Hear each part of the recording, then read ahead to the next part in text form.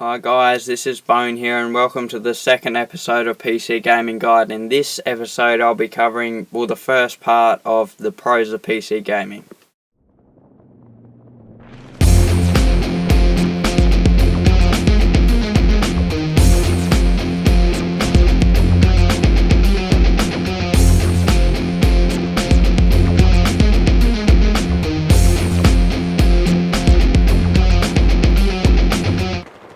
The first pro of PC gaming is the graphics. Now the graphics on the PC look amazing compared to the consoles.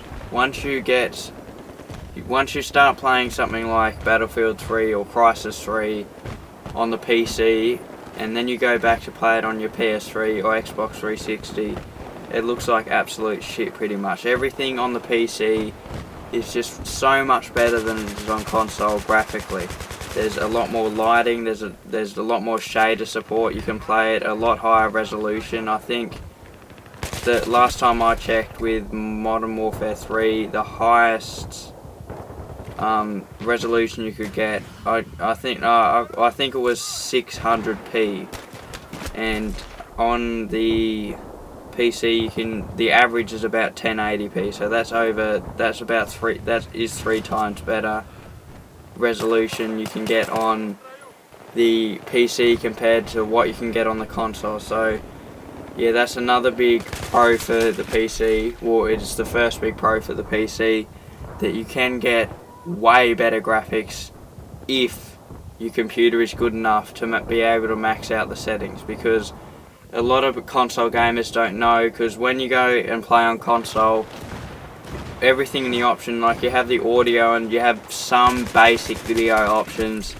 but if you go over to PC, console players don't know that you can actually adjust how good the game can look. So you can make it look kind of average, you can make it look really, really good, or you can make it look really bad.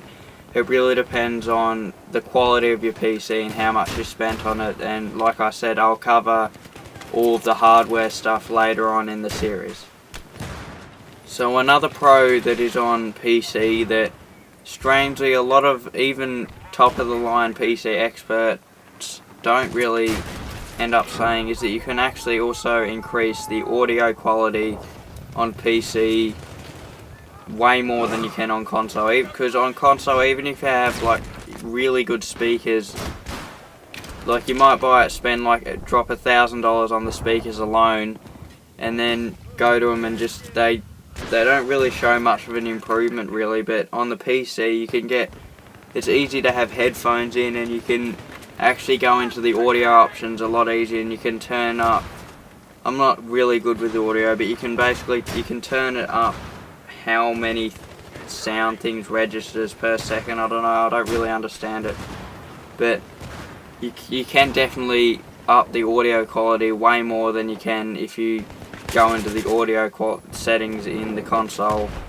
It doesn't have it for all games. Like for example, some Call of Duty games don't really have the support for better audio, but other games like Battlefield 3 usually do.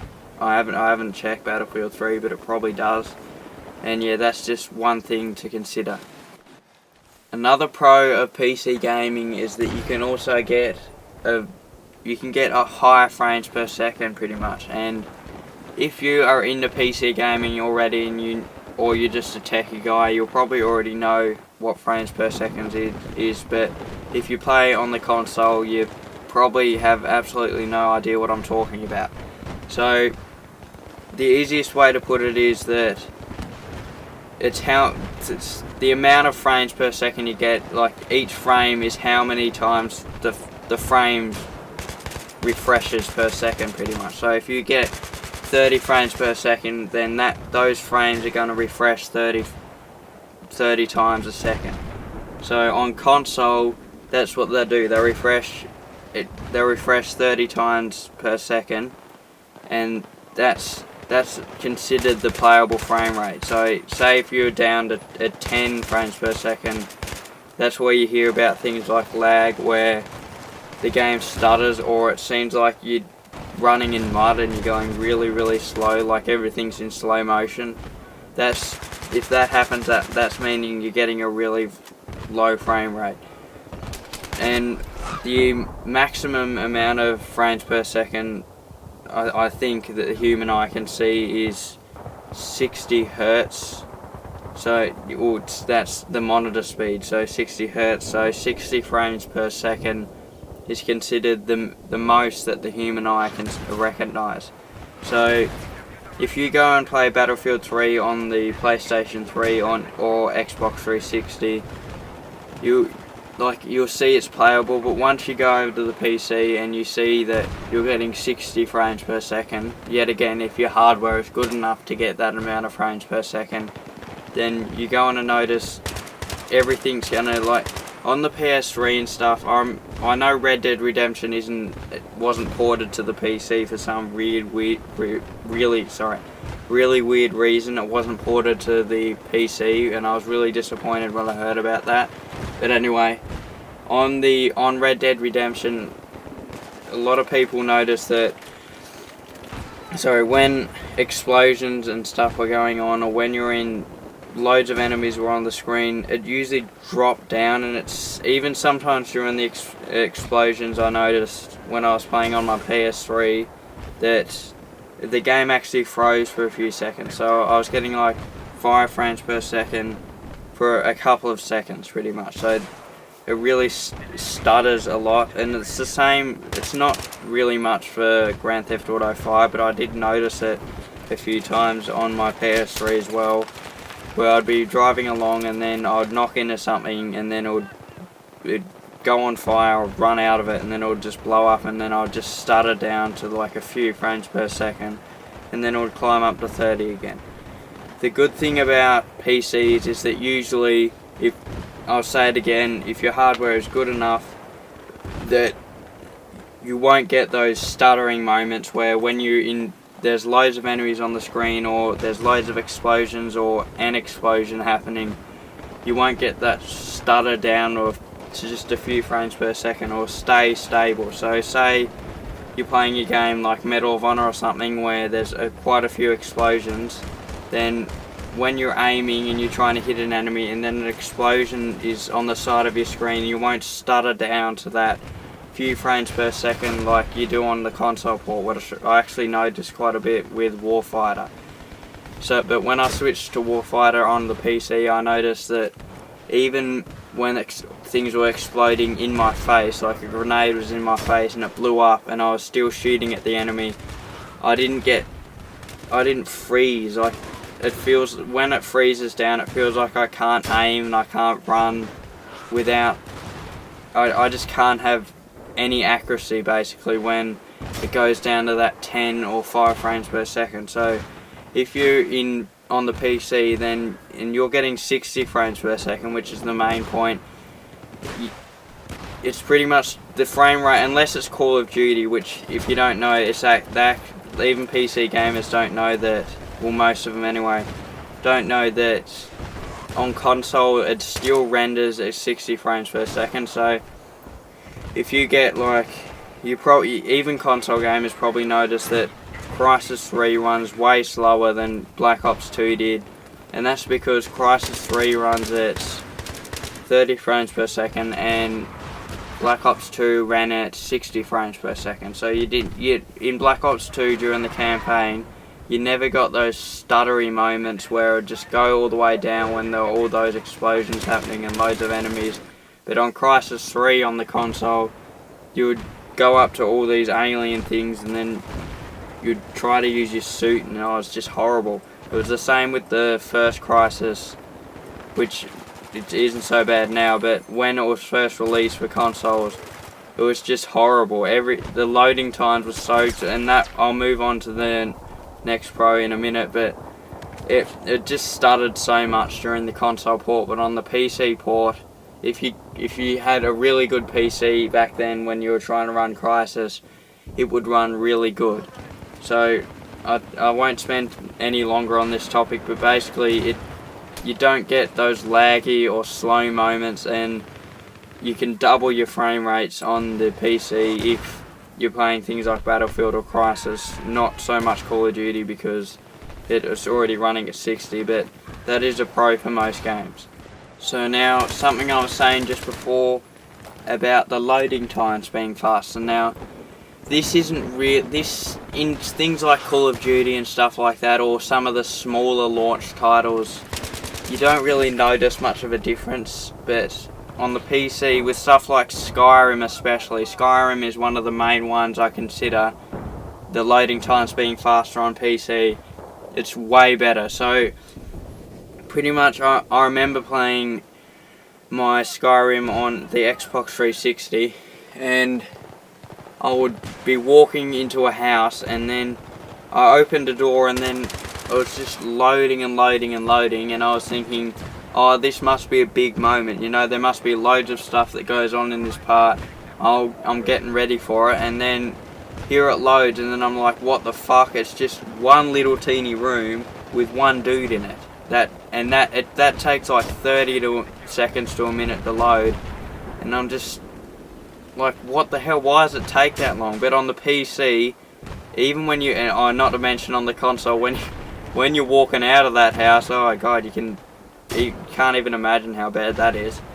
But on the PC, when you open that door into that little room, it loads as much as you think it should have to load. So when you go into there to go walk in there, it doesn't, it just takes so long to load. And even on the console, I noticed when I was going in, and even when I was in the room, it seemed like I walked up to shelves and stuff and there were no items there. I'm not sure whether I was just playing a buggy version or something, but you would walk up and then like items would begin to appear, and you'd be walking and you'd see this chair, and then a dude would just appear in the chair. It just goes really, it's better than it lagging like hell, which it probably would be if it had to render all that at once. But on the PC, that's not an issue. You don't get into this little pissant room and then it's just bland and then everything slowly appears. No, when you walk in there, it takes like 1 second to load, and then when you're in there, well, yet again, if your hard drive is good enough,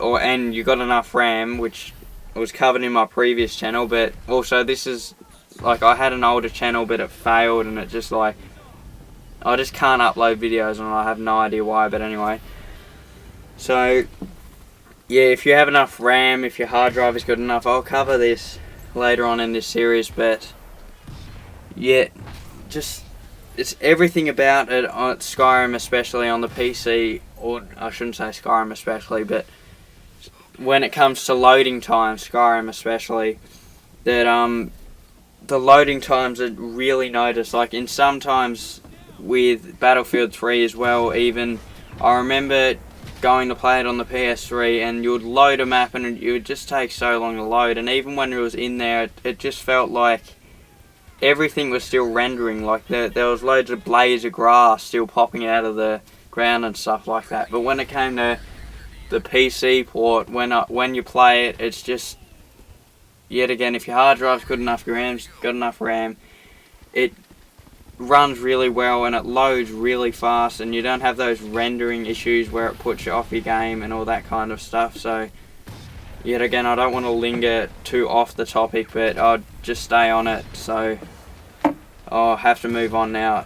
So that's another pro, that the loading times on PC are pretty much all as good as the console, or way better than on the console.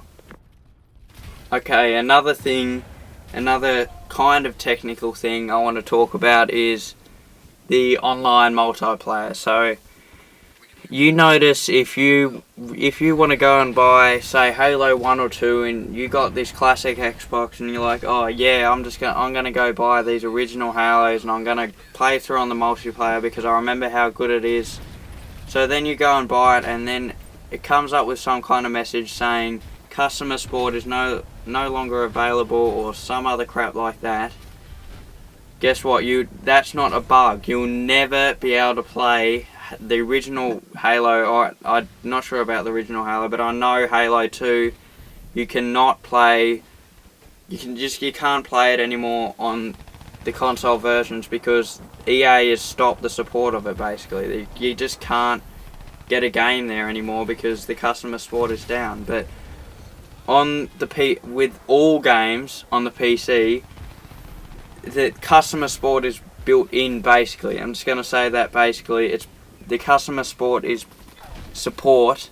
built into the game. So you got Battlefield 3 right now. So you went to buy Battlefield 3 for your PlayStation 3, and then I'm not saying like it will be, but say Battlefield 4 comes out and it's total shit, and you're just going, oh yeah, Battlefield 3 is way better, I'm just going to stick to Battlefield 3 online, and then you go and put it on your disc, and then you go what's this, and you can't play it anymore because EA has decided to shut down Battlefield. I'm not saying this will happen or there's news of it or anything, but it is a possibility. They shut Battlefield 3 down because Battlefield 4 has came out, because EA reckons it's just way better, and it's like, why would you not? This is also another scam. It gets people buying the newest games because they can't play earlier versions of the game online. So like with the example of Halo, you needed to buy the next Halo before you couldn't play Halo 2 online anymore with people with consoles, because they didn't even release the next one for PC anyway for some weird reason, and they're still not releasing it for PC, and I think they just stopped altogether now. I don't think there'll be an actual proper first person Halo game available on the PC anymore.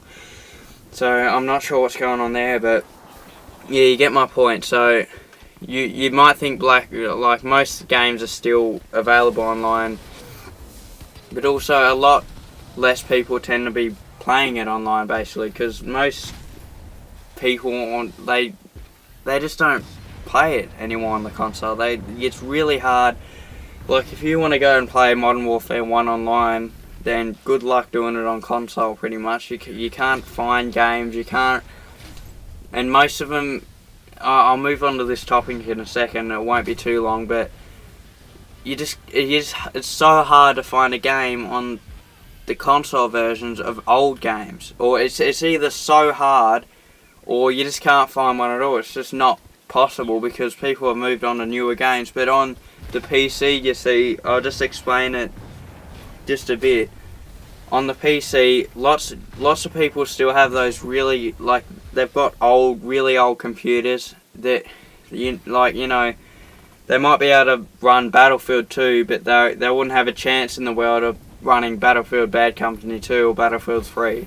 So you know where I'm coming from. Like, they just don't have the ability to run it. So they got Windows XP or whatever it is, and they can only run Battlefield 2, but they can't run the newer games.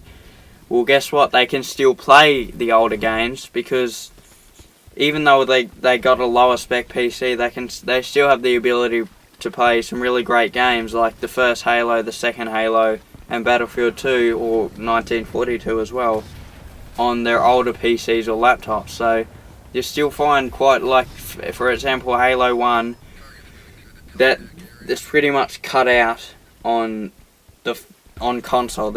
I don't know whether they still have customer support for that. They might not. I know it's not for Halo 2, but I mean it is for Halo 2. They don't have it anymore.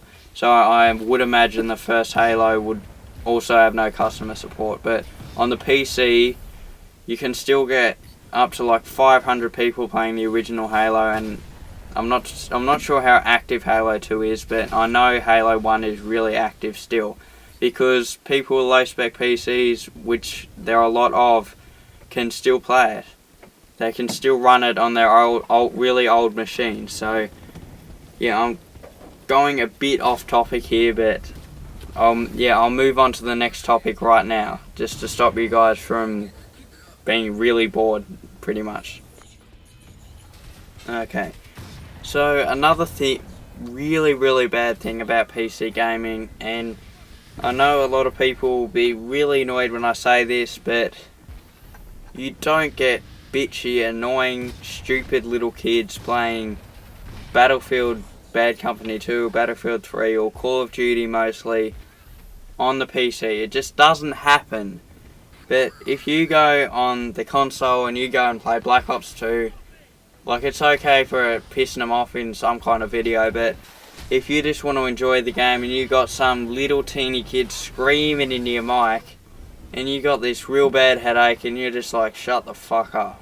You just want to play the game. Like that's one reason why I have pretty much stopped playing Minecraft now. There was just so many little kids, not because of the microphone or anything. Our TeamSpeak isn't in that, or it's not at the moment anyway. But in the chat and just in general, I couldn't enjoy the game. I wanted to play with people my age, but I was just getting all these 8-year-olds who just really stupid, and I just wasn't enjoying my game. I wasn't enjoying my Black Ops 2 on the console because a few times I came across stupid little kids who just scream into the microphone. That's the worst thing in the world, when you kill a little kid because they're just really bad at the game. You kill them, and then next minute they're screaming into the microphone. They're trying to figure out how to report you for hacks or some bullshit. That never happens on the PC unless you're playing something like Minecraft. I'm not sure what else I can really mention. Other than Minecraft, you don't find kids playing Black Ops. You might find kids playing Team Fortress 2. I'm not too sure about that one. I actually haven't found any little kids. I haven't found any little kids on Gary's Mod. I haven't found any little kids on something like Borderlands 2. Well, I don't know why little kids. I haven't seen anybody little kids playing Team Fortress 2 for like the amount of times I've played. I've never found a little kid on there.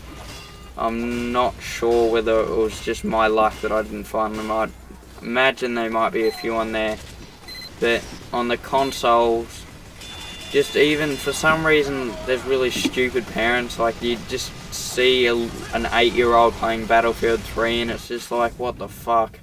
What are you doing? And it's really, you never get that on PC. You just never do. You'd never go on Battlefield 3 and here's this annoying little kid, or Battlefield 3 on the PC I should say, and there's this little kid yelling at you through his microphone because he thinks he knows how to play better than you. You never ever see that in the PC ports of games. You always see it in the console, especially with Call of Duty. Not so much Battlefield 3 because little kids tend to just rage when they play it, but most little kids would just play it and just laugh into the microphone. It's just like, God, go away. But it just doesn't happen on the PC. It just doesn't. It just doesn't exist on the PC. It's mainly because, you know, when little kids think of games, they go, oh yeah, PS3. They don't really think, oh yeah, I want a top of the line gaming rig. They don't think that. They just want something to play games on. And if they do have a PC, they only use it for Minecraft, or they use it for looking on websites and stuff like that. So that is a pro. I know loads of people, if you're like 8, then you go, you bad man. But yeah, it really is true. It's horrible to have an 8-year-old on Battlefield 3 in your squad. It just equals nightmare pretty much. So that is one pro, that there is no stupid annoying little kids on the PC ports of games. And that was one long ass episode, guys. So this is why I decided to separate the episodes into, what is it? So this will be about pros of PC gaming, the first part, and the second part will be, I'll be covering the hardware stuff. So, you know, being able to upgrade your PC and the control system and all that kind of stuff. This is more technical, but I don't want the episodes to be too long, otherwise you would just go into this trance, or you would just float away and you won't be listening to anything I'll be saying, well, if you already are listening. So I'll split it up into the pros part 1, the pros part 2, and then the cons. So I won't be making a cons part 2. I think the cons, since there are a lot less cons than there are a lot less cons than there are pros for PCs, I think that I'll be able to fit that into one episode. So yeah, that was a really long episode. I had no idea it would take this long to explain all this stuff. But yeah, see you have a bit of a break, do whatever, and then come back to these, we'll go to the second episode. So I hope you enjoyed, I hope you learned something from this episode, and yeah, stay tuned guys, subscribe, like, comment, all that, and thank you for watching. Bye.